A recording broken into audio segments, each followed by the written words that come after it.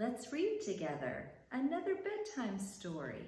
This is a really favorite one of mine.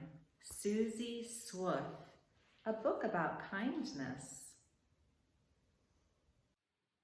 Suzy Swoof, a book about kindness. In trees that topped the tallest roofs, there lived some people known as swoofs. They built their houses up so high 'cause swoops had wings and liked to fly. They flew to school, they flew for play. Most swoops liked it fine that way. Except a little swoof named Suzy. Flying made poor Suzy woozy. When she tried to leave the ground, her head just started spinning round. She got so scared her wings just stopped. Down she fell and then ker-plop.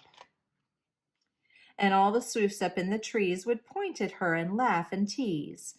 The meanest of them all was Ruth. How she picked on Suzy Swoof. She made up names like Scaredy Swoof and Chicken Wings and Swoof the Goof.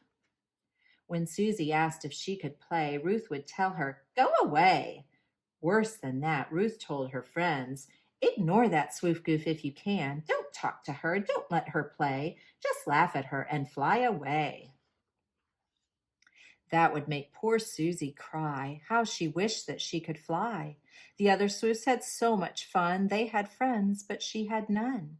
And since she was afraid to fly, she couldn't have a house up high. Her little home was on the ground, all alone, but safe and sound. There came a cloudy summer day when all the Swoops went out to play. Suzy heard some Swoof kids say, "Let's pack a picnic lunch today. We'll lie on blankets in the sun. We'll play some games. Won't that be fun?" Then Ruth saw Suzy down below. She didn't even say hello. Instead, she shouted, "Scaredy Swoof," as they flew over Suzy's roof. Away they went across the sky, leaving Suzy Swoof to cry. Feeling lonely, sad, and sick, she gave a little stone a kick and started walking toward the woods. She thought a walk might do her good.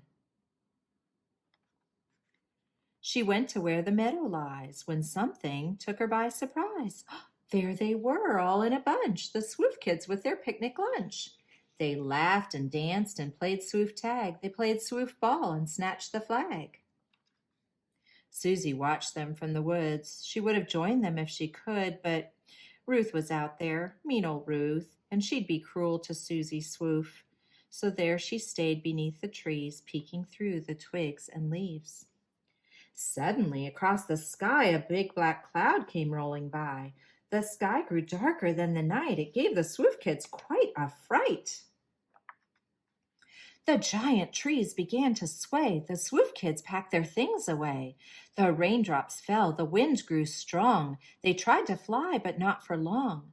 The stormy sky just spun them round and sent them tumbling to the ground. Down the pounding raindrops poured. Lightning cracked and thunder roared. The little Swoofs just sat and bawled, and mean old Ruth bawled worst of all. But Suzy Swoof was not afraid. She liked to play out in the rain. She put her big rain bonnet on and ran across the meadow lawn. She helped the Swoofs up cheerfully and shouted, "Come on, follow me." Underneath the stormy sky, they ran to Suzy's house to dry. She lit a fire and brought them tea and made them toasty as could be. But still their tears went on and on. "You're safe," said Suzy. "What is wrong?" "We're safe," sniffed Ruth, "but now we're sad. You've been so kind, but we've been bad.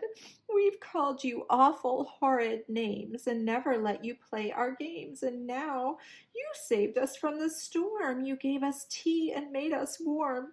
Please forgive us if you can. We'll never be so mean again." This made Suzy Swoof so pleased. She gave them each a giant squeeze. "I forgive you," Suzy said. She smiled until her cheeks turned red. From that day on, the Swoofs were kind, and Suzy wasn't left behind. They made up games that she could play, and many, many friends were made. Best of all was mean old Ruth. She now was kind to Suzy Swoof. She even made an all-out try at teaching Suzy how to fly. She failed, of course, but in the end, they became the best of friends.